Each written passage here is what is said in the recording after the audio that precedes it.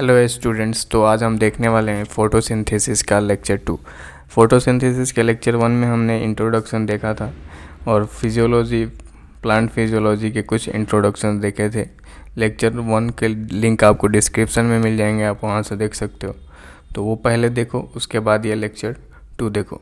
इस लेक्चर में हम देखने वाले हैं अर्ली एक्सपेरिमेंट्स, जो एक्सपेरिमेंट किए गए, कौन कौन से एक्सपेरिमेंट किए गए जिससे प्रूव हुआ कि फ़ोटोसिंथेसिस के लिए कौन कौन सी चीज़ें रिक्वायरमेंट होती है, या फिर फ़ोटोसिंथेसिस का इक्वेशन कैसे होता है, या फिर फ़ोटोसिंथेसिस प्रोसेस कैसे होती है। तो वो सारे एक्सपेरिमेंट हम देखने वाले हैं। तो एक एक लाइन देखेंगे। एनसीईआरटी की एक एक लाइन इंपॉर्टेंट है, इसलिए एक एक लाइन को पढ़ेंगे और एक एक लाइन को समझेंगे। तो वीडियो को अच्छे से देखो, अच्छे से समझो और उसके बाद अपने एनसीईआरटी में भी नोट करो। अपना एनसीईआरटी ओपन करके रखो, कुछ पॉइंट्स इंपॉर्टेंट हो तो साथ में नोट करते जाओ, ठीक है। चलो स्टार्ट करते हैं।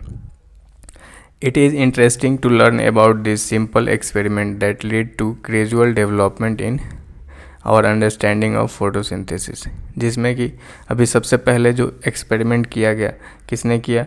जोसेफ प्रिस्टले ने किया। जोसेफ प्रिस्टले क्या कहते हैं भाई? तो सबसे पहले तो देखो, जोसेफ प्रिस्टले ने जो एक्सपेरिमेंट दिया 1770 में दिया। ये एक्सपेरिमेंट क्या कह रहा है इसके बारे में पढ़ते हैं। Perform a series of experiment that reveal the essential role of air in the growth of green plant. मतलब कि जोसेफ प्रिस्टले ने जो एक्सपेरिमेंट किया, उस एक्सपेरिमेंट से उन्होंने बताया कि एयर इम्पॉर्टेंट होता है किसके लिए? ग्रोथ ऑफ ग्रीन प्लांट के लिए, ठीक है। Priestley, you may recall discovery of oxygen in 1774। Oxygen की डिस्कवरी कब हुई थी? 1774 में हुई थी। उसके बाद Priestley observe that a candle burning in close space a bell jar. मतलब ये जो बेल जार एक्सपेरिमेंट है, किसने किया?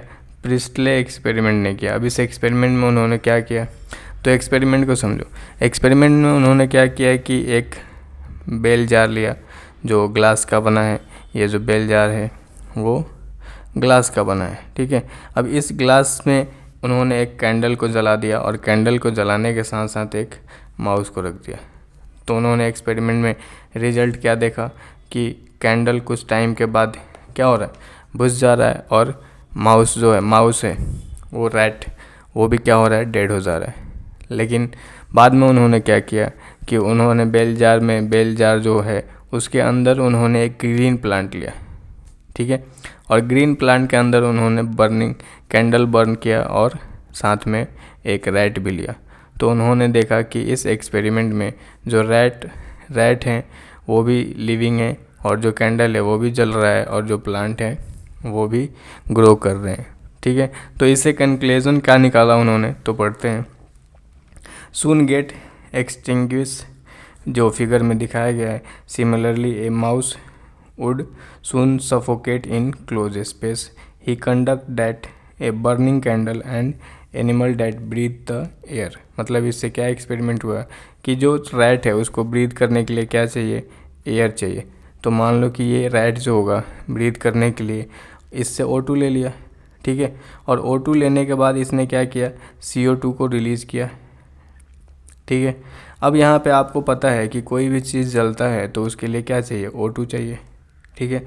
लेकिन हुआ क्या कि इस जार में O2 तो रैट को भी चाहिए, O2 जलने के लिए इसको भी चाहिए। तो O2 क्या हुआ? यहाँ पे समाप्त हो गया जल्दी, और O2 के एब्सेंस में कैंडल भी बुझ गया और रैट भी डेड हो गया, ठीक है। चलो आगे देखते हैं। Both some how damage the air but when he placed in mint plant. इन्होंने कौन सा प्लांट? अब ये भी क्वेश्चन में पूछा जा सकता है कि जो प्रिस्टले बेल जार एक्सपेरिमेंट किए, उन्होंने बेल जार में कौन सा प्लांट रखा था? तो इस प्लांट का क्या नाम है? मिंट। देखो नीट में अब सिलेबस रिड्यूस हुआ है, तो आपको एनसीईआरटी के डेप्थनेस में और कैंडल भी बर्न हो रहा है और माउस भी क्या है? लिविंग है, ठीक है। तो Priestley hypothesis as follow. Plant restore to the air whatever breathing animal and burning candle remove. मतलब ये कह रहा है, मतलब प्रिस्टले ने कहा कि जो बर्निंग के बाद ऑब्वियसली क्या रिलीज होता है? CO2। और ब्रीदिंग के बाद भी क्या रिलीज होता है? Obviously CO2। तो ये कि प्रिस्टले कह रहे हैं कि जो भी रिमूवल सब्सटेंस है किससे, बर्निंग ऑफ कैंडल और रेस्पिरेशन मतलब ब्रीदिंग के बाद जो भी प्रोडक्ट है उसमें वो जो भी क्या कर रहे हैं, वो प्लांट उसको मिनिमाइज कर रहा है। मतलब CO2 ये क्या कर रहा होगा, यूज़ कर रहा होगा, और यूज़ करके क्या प्रोड्यूस कर रहा होगा, O2 कंटिन्यूसली प्रोड्यूस कर रहा होगा, जिसकी वजह से ये सर्कल चल रहा है। मतलब कि जिसकी वजह से कैंडल भी जल रहा है और प्लांट भी लिविंग है और माउस भी लिविंग है। ठीक है, चलो तो आगे देखते हैं इस पे एक्सपेरिमेंट के बारे में। Can you imagine how Priestley would have remember he would need rekindle the candle to test whether it burn after a few days. ठीक है, मतलब he would need to rekindle the candle to test whether it burn after a few days. How many different way can you think of light the candle without disturbing the set using a similar setup as one used by Priestley but by placing it once in dark and once in sunlight। मतलब similar experiment किया on the basis of Presley. और उन्होंने क्या किया, similar experiment, वो similar experiment करने वाले scientist का नाम है जैन इंजेनहाउस। जैन इंजेनहाउस ने क्या किया कि सिमिलर एक्सपेरिमेंट किया, लेकिन इसमें क्या किया कि एक बार उन्होंने डार्क प्लेस में रखा और एक बार उन्होंने सनलाइट के प्लेस में रखा। ठीक है, तो अब सोचो ये सिमिलर एक्सपेरिमेंट किया गया, तो सिमिलर एक्सपेरिमेंट ऑब्वियसली बात है ये डार्क प्लेस में रखो या फिर सनलाइट के प्रेजेंस में रखो, ये दोनों ही कंडीशन में क्या होगा, ऑब्वियसली बात है O2 यूज़ हो रहा है कंटिन्यूसली, तो दोनों ही कंडीशन में क्या होगा, ये डेड मिलेंगे। मतलब माइस डेड मिलेगा और बैंक कैंडल क्या हो जाएगा, बुझ जाएगा। ठीक है, लेकिन इस एक्सपेरिमेंट को एक बार उन्होंने क्या किया, डार्क में रखा। तो सोचो डार्क में रखेंगे तो हम जानते हैं कि सनलाइट का यूज़ करके फोटोसिंथेसिस होता है। ठीक है, तो डार्क में रखेंगे तो क्या प्लांट फोटोसिंथेसिस करेगा, तो ऑब्वियसली बात है नहीं करेगा। मतलब ये CO2 को कंज्यूम करेगा क्या और O2 को रिलीज करेगा क्या, नहीं, तो फिर नहीं करेगा, तो डार्क प्लेस में डिफरेंट रिजल्ट आएंगे।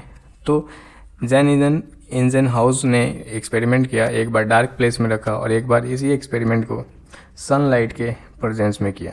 ठीक है, तो सनलाइट के प्रेजेंस में किया तो एक्सपेरिमेंट उन्होंने देखा कि सिमिलर आ रहा है, कैसे, जैसे प्रिस्टले का एक्सपेरिमेंट आया था। ठीक है, लेकिन डार्क प्लेस में किया तो क्या हुआ कि डार्क प्लेस में जब उन्होंने किया तो ये प्लांट भी क्या होगा, ड्राई हो गया और ये कैंडल भी बुझ गया और माइस भी डेड हो गया।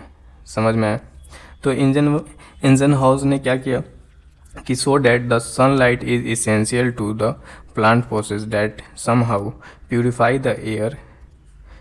The air fouled by burning candle and breathing animal. मतलब क्या कह रहे हैं कि सनलाइट के ही प्रेजेंस में जो इससे CO2 रिलीज़ हो रहा है, अगर सनलाइट नहीं होगा तो ये प्लांट CO2 नहीं लेगा, और प्लांट CO2 कहाँ से लेगा, ये जो बर्न हो रहा है कैंडल उससे लेगा। ठीक है, और उसके बाद से O2 रिलीज़ करेगा और ये O2 इसको बर्न करने में हेल्प करेगा। तो ये प्रोसेस तभी होगी जब सनलाइट प्रेजेंट होगा। सनलाइट प्रेजेंट नहीं होगा तो फिर ये प्लांट फोटोसिंथेसाइज नहीं करेगा और ये सर्कल यहीं पे ब्रेक हो जाएगी। O2 रिलीज ही नहीं होगा, और O2 रिलीज नहीं होगा तो कैंडल बर्न नहीं होगा और माइस की ब्रीदिंग नहीं होगी। तो जैन इंजेनहाउस ने बताया कि सनलाइट बहुत इसेंशियल है फोटोसिंथेसिस के लिए। ठीक है, इंजेनहाउस ने in elegant experiment with aquatic plant so that in bright sunlight and a small bubble were formed around the green plant. मतलब इन्होंने एक और एक्सपेरिमेंट किया कि वो एक्वेटिक, जैसे एक्वेटिक एरिया है, यहाँ पे चारों तरफ वाटर है, तो यहाँ पे उन्होंने एक एक्वेटिक प्लांट रखा, और एक्वेटिक प्लांट कहाँ रखा, सनलाइट के प्रेजेंस में। तो सनलाइट के प्रेजेंस में जब उन्होंने रखा तो उनको क्या दिखा, छोटे छोटे बबल्स दिखे। ठीक है, वो बबल्स क्या प्रूव करते हैं कि ऐसा कुछ तो केमिकल रिएक्शन हो रहा है जिससे क्या रिलीज हो रही है, गैस रिलीज हो रही है, जिसकी वजह से बबल फॉर्म हो रहे हैं। ठीक है, तो while in dark they did not. अगर यही प्रोसेस किस में किया गया, डार्क प्लेस में किया गया, तो बबल्स फॉर्मेशन नहीं हुआ। मतलब कि जब बबल फॉर्मेशन नहीं हुआ इसका मतलब क्या कि जो प्लांट हैं वो सनलाइट के प्रेजेंस में ऐसा कुछ तो कर रहे हैं जिसकी वजह से क्या हो रही है, गैस वगैरह रिलीज हो रही है, और जिससे क्या हो रहा है, बबल्स फॉर्मेशन हो रहे हैं। बट वही प्लांट, वही medium, aquatic medium dark place में रखा गया तो कोई बबल फॉर्मेशन नहीं देखने को मिला। तो क्या इससे कन्फर्मेशन होता है कि later he identified this bubble to be of oxygen. उन्होंने बाद में बताया कि ये जो बबल थे वो क्या थे, ऑक्सीजन मॉलिक्यूल थे। ठीक है, तो hence he saw that it is only the green part of plant that could release oxygen. मतलब कि जैन इंजनहाउस ने बताया कि सिर्फ ग्रीन पार्ट ही हैं प्लांट के जो क्या करते हैं, ऑक्सीजन रिलीज करते हैं.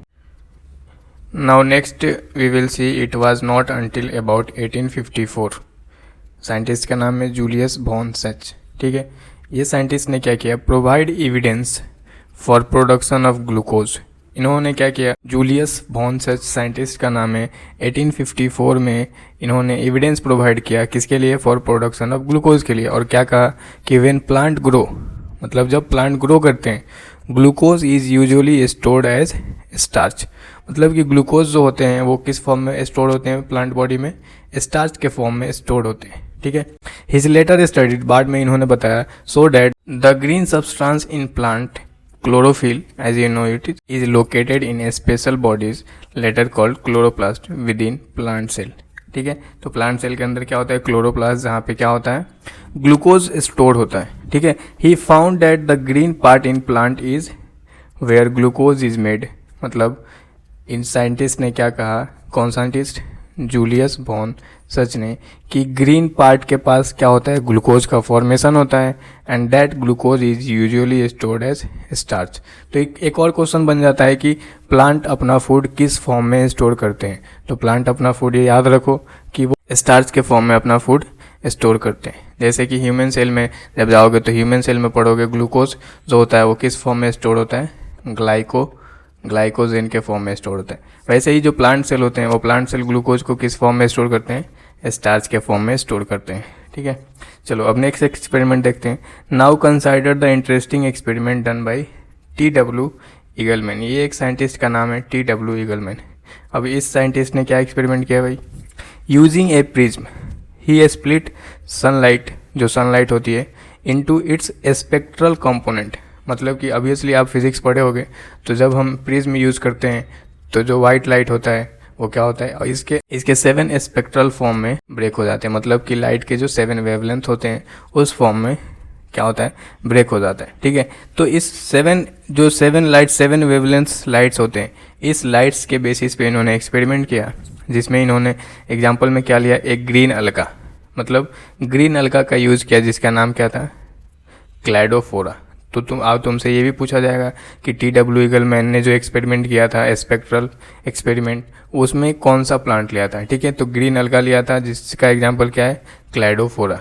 ठीक है, प्लेस्ड इन ए सस्पेंशन में प्लेस्ड किया ऑफ एरोबिक बैक्टीरिया.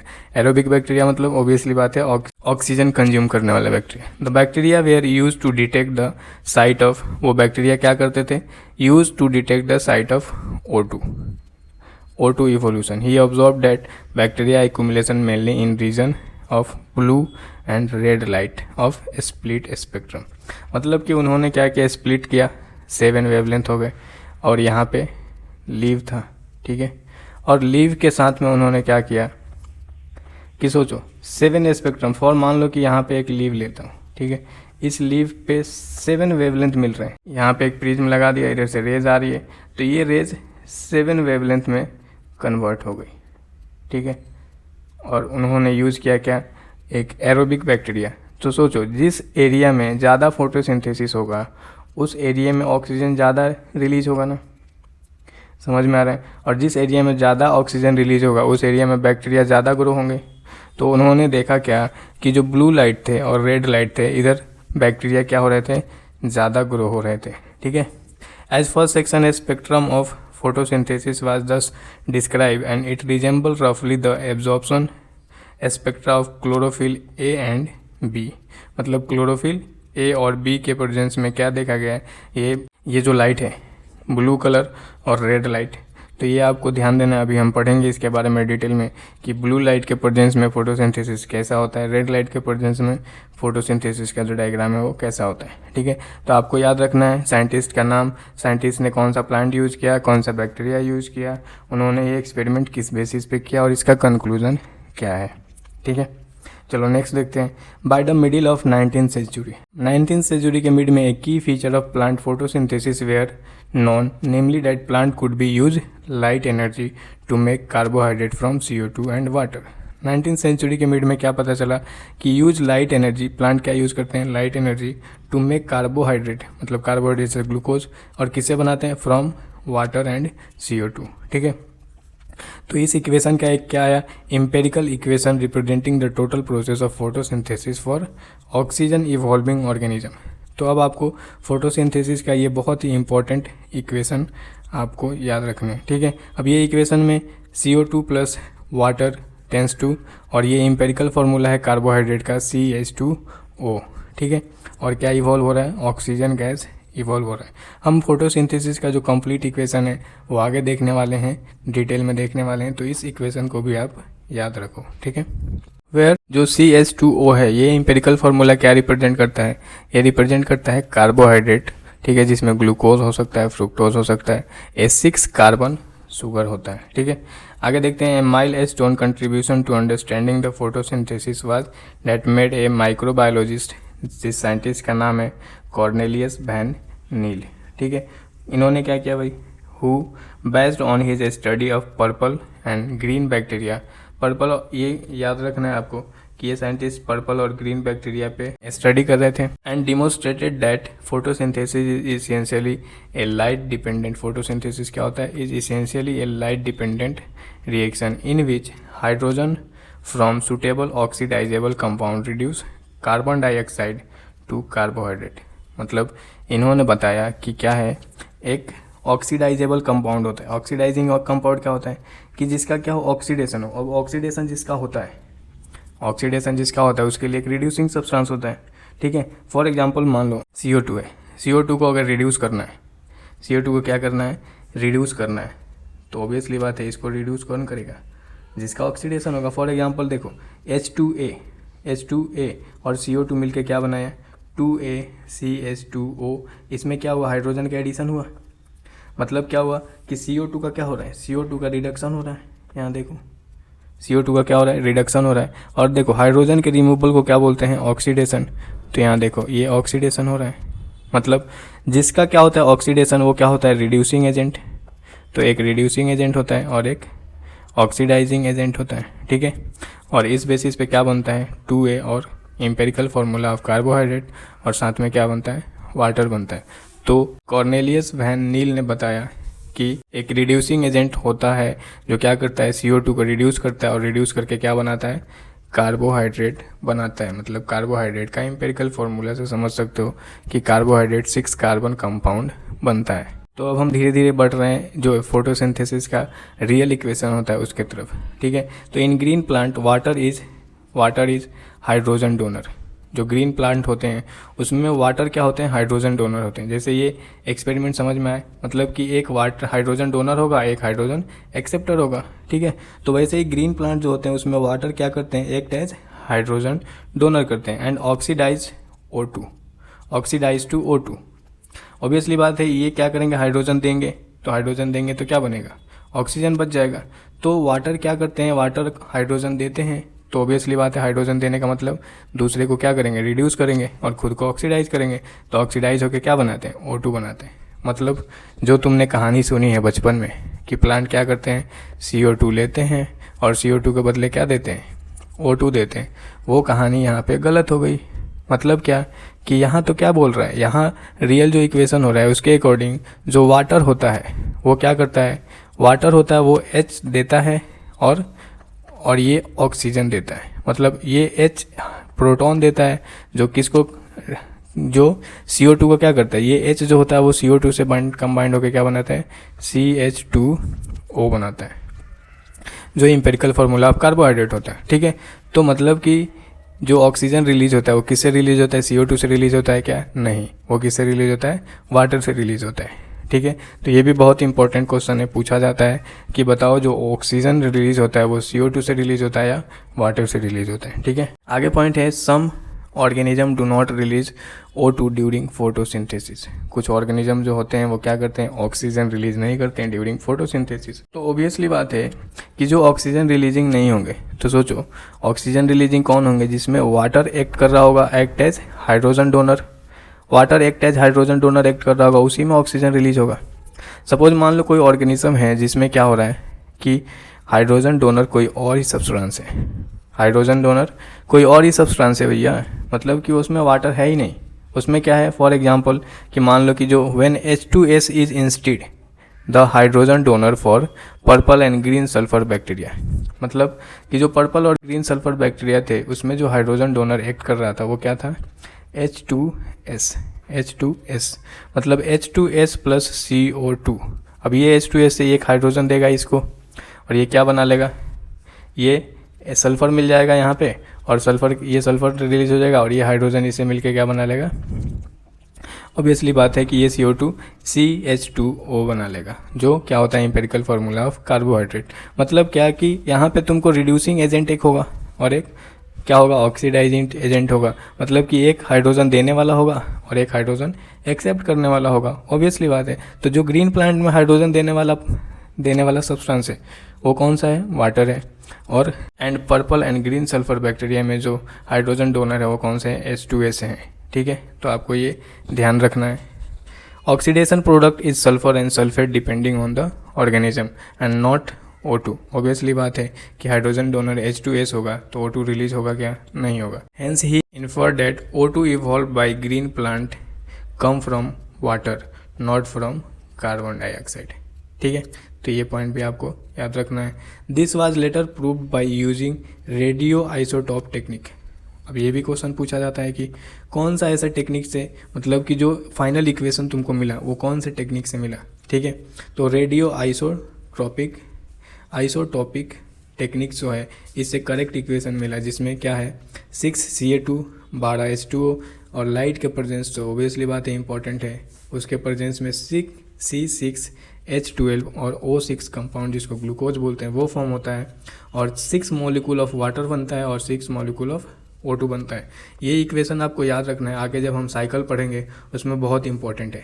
तो 6 मॉलिक्यूल ऑफ CO2 लिया, 12 मॉलिक्यूल ऑफ वाटर लिया, लाइट के प्रेजेंस में क्या बना, C6H12O6, मतलब 1 मॉलिक्यूल ऑफ ग्लूकोज बना एंड 6 मॉलिक्यूल ऑफ वाटर बना एंड 6 मॉलिक्यूल ऑफ O2 बना, ठीक है। ये कैसे बना कि इसने क्या किया, H हाइड्रोजन दिया, किसको दिया, CO2 को दिया, और इसने CO2 ने हाइड्रोजन एक्सेप्ट किया और क्या बनाया, कार्बोहाइड्रेट बनाए। मतलब जो तुम बचपन में सुने थे कि CO2 से O2 निकलता है, अब ये CO2 क्या बना रहा है, कार्बोहाइड्रेट बना रहा है। क्या बना रहा है, कार्बोहाइड्रेट बना रहा है। और ये जो वाटर है, वाटर में से हाइड्रोजन चला गया, CO2 ले लिया, तो बचा क्या, ऑक्सीजन। मतलब जो ऑक्सीजन इवॉल्व हो रहा है वो किससे इवॉल्व हो रहा है, इस वाटर से ही इवॉल्व हो रहा है। समझ में आ रहा है, मतलब CO2 क्या बनाता है, कार्बोहाइड्रेट, और वाटर क्या बनाता है, ऑक्सीजन बनाता है, ठीक है। तो इस इक्वेशन को ध्यान रखो, और ये जो भी मैंने बातें बताई वो इंपॉर्टेंट है, उसको भी ध्यान रखो, ठीक है। आगे देखते हैं, where C6H12 represent the glucose. Obviously बात है, तुम्हें पता होगा। The O2 release is from water, ये भी तुम्हें पता चल गया। दिस वाज प्रूव्ड यूजिंग, क्या यूज़ किया, रेडियो आइसोटॉप टेक्निक, तो ये भी तुम्हें पता चल गया, ठीक है। तो ये तीनों पॉइंट याद रखो। Note that this is not a single reaction but describe as multiple process called photosynthesis.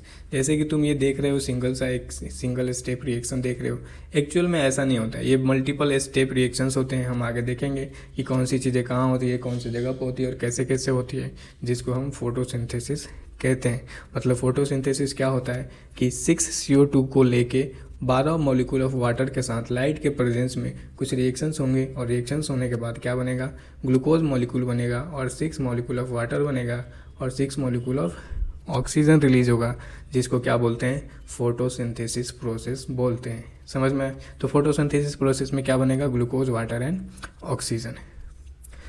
चलो, तो नेक्स्ट लेक्चर में हम स्टार्ट करेंगे where does photosynthesis take place, कि प्लांट में फोटोसिंथेसिस कहाँ होता है। तो अगर ये वीडियो अच्छी लग रही हो तो चैनल को सब्सक्राइब और लाइक करो, क्योंकि आपका सब्सक्राइब और लाइक ही हमारे लिए मोटिवेशन है। So all the best.